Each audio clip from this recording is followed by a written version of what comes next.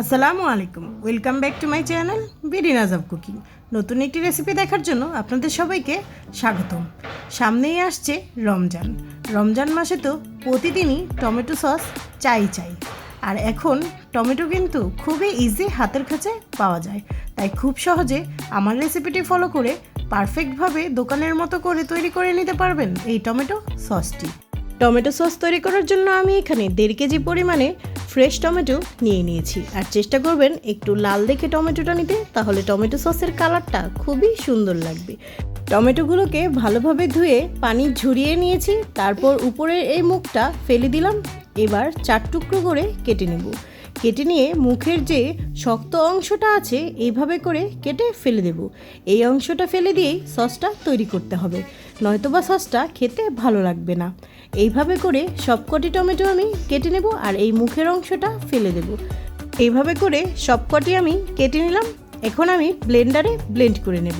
আপনারা চাইলে সিদ্ধ করে চটকিয়ে ছেঁকে নিতে পারেন, তবে ব্লেন্ড করে নিলে সসটা একেবারে পারফেক্ট দোকানের মতো হয়। ব্লেন্ড করার জন্য কোনো পানি ইউজ করব না। এখানে দিচ্ছি 1 কাপ পরিমাণ ভিনেগার। অবশ্যই ভিনেগারটা দিয়েই টমেটো সসটা তৈরি করতে হবে। এখন ভিনেগার দিয়ে আমি ব্লেন্ড করে নেব সবকটি টমেটোকে। ভালোভাবে ব্লেন্ড করে নিলে টমেটো সসটা একেবারে পারফেক্ট দোকানের মতো হয়। আপনারা অবশ্যই ব্লেন্ড করে নেওয়ার চেষ্টা করবেন, তবে যাদের বাসায় ব্লেন্ডার নেই তারা আগে টমেটোটাকে সেদ্ধ করে হাত দিয়ে চটকে ছেঁকে নিতে পারেন। এইভাবে করে ব্লেন্ড করে নেব এবং ব্লেন্ড করার সময় বড় সাইজের 3 টুকরো রসুন দিয়ে ব্লেন্ড করে নেব। আপনারা চাইলে এখানে রসুনের পেস্টটাও ইউজ করতে পারেন, তবে টাটকা ফ্রেশ রসুনটা ডাইরেক্ট দিয়ে ব্লেন্ড করে নিলে এর রসুনের যে একটি ফ্লেভার আছে সেটা খুব ভালো ছড়ায়। ভালোভাবে ব্লেন্ড করা হয়ে গেলে এবার একটি চালনি দিয়ে ছেঁকে নেব, যেন টমেটোর যে এক্সট্রা ছিলকা আর বিচিগুলো থাকে সেগুলো না পড়ে। এইভাবে করে সমস্ত ব্লেন্ড করে রাখা টমেটোগুলো আমি ছেঁকে নেব। দেখুন এক্সট্রা যে বিচিগুলো ছিল সেগুলো বেরিয়ে এসেছে, এগুলো ফেলে দেব। দেখুন আমার সবকটি ব্লেন্ড করে ছেঁকে নেওয়া হয়ে গেছে। এবার আমি চুলায় বসিয়ে দেব। চুলায় বসিয়ে 3-4 মিনিট একটি বলক তুলে নেব। বলক তুলতে তুলতে কিন্তু এই টমেটো সসের কালারটা একেবারে চেঞ্জ হয়ে যাবে। এই সসটা কিন্তু আপনারা 1 থেকে 1.5 বছর রেখে সংরক্ষণ করে খেতে পারেন। এই সসের মধ্যে কিছু মেডিসিন ইউজ করলে একেবারে দোকানের মতো ফ্লেভারে তৈরি হবে, আর আপনারা অনেক দিন সংরক্ষণ করে খেতেও পারবেন। আর এই মেডিসিনগুলো নিউ মার্কেট অথবা বিভিন্ন সুপার শপে পাওয়া যায়, আপনাদের আমি বলে দিচ্ছি। এখন ভালোভাবে বলক তুলে নেওয়ার পরে এর মধ্যে দিয়ে দিলাম 1 টেবিল চামচ পরিমাণ লাল মরিচের গুঁড়ো, আর দিয়ে দিলাম 1 টেবিল চামচ পরিমাণ লবণ। লাল মরিচের গুঁড়োর কালারটা যতটা সুন্দর হবে এই সসের কালারটা কিন্তু ততটাই পারফেক্ট লাগবে। ভালোভাবে লাল মরিচের গুঁড়োটা দিয়ে মিশিয়ে নেব, তারপর 2-3টি বলক তুলে নেব। দেখুন বলক তুলতে তুলতে সসের কালারটা কিন্তু প্রায় একেবারে চেঞ্জ হয়ে গেছে। এই পর্যায়ে আমি মেডিসিনগুলোকে রেডি করে নেব। এটা হচ্ছে সোডিয়াম বেনজোয়েট পাউডার। এই পাউডারটা বিভিন্ন সুপার শপ অথবা নিউ মার্কেটে পেয়ে যাবেন। দিচ্ছি 1 টেবিল চামচ পরিমাণ অ্যাসিডেট অ্যাসিড, এটাও আপনারা নিউ মার্কেটে পেয়ে যাবেন। তার সাথে দিয়ে দিলাম 1 টেবিল চামচ কর্নফ্লাওয়ার। আর এই সমস্ত উপকরণকে 2 টেবিল চামচ পরিমাণ ভিনেগার দিয়ে মিক্সড করে নেব। ভালোভাবে নেড়ে চেড়ে নেব। এই মেডিসিনটা দেওয়ার কারণে কিন্তু আপনার টমেটো সসটা 1 থেকে 1.5 বছর ভালোভাবে সংরক্ষণ করে খেতে পারবেন। আর এই মেডিসিনগুলো যাদের হাতের কাছে পাবেন না তারা অবশ্যই ফ্রিজে রেখে সংরক্ষণ করবেন, তাহলে টমেটো সস খুবই ভালো যায়।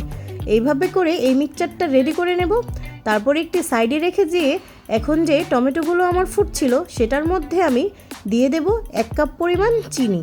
চিনিটা অবশ্যই আপনারা আপনাদের টেস্ট বার অনুযায়ী দেবেন।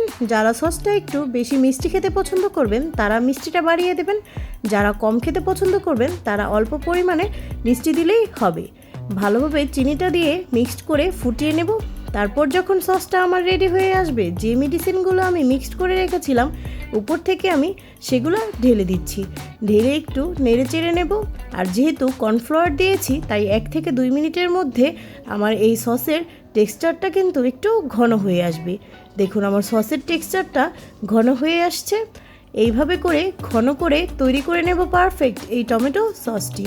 ভালোভাবে নেড়েচেড়ে চুলাটা অফ করে দেব। এই পর্যায়ে কিন্তু আমার সসটা একেবারে রেডি। আর দেখুন, সসটা যখন তৈরি করেছিলাম প্যানটি পুরো ভরা ছিল।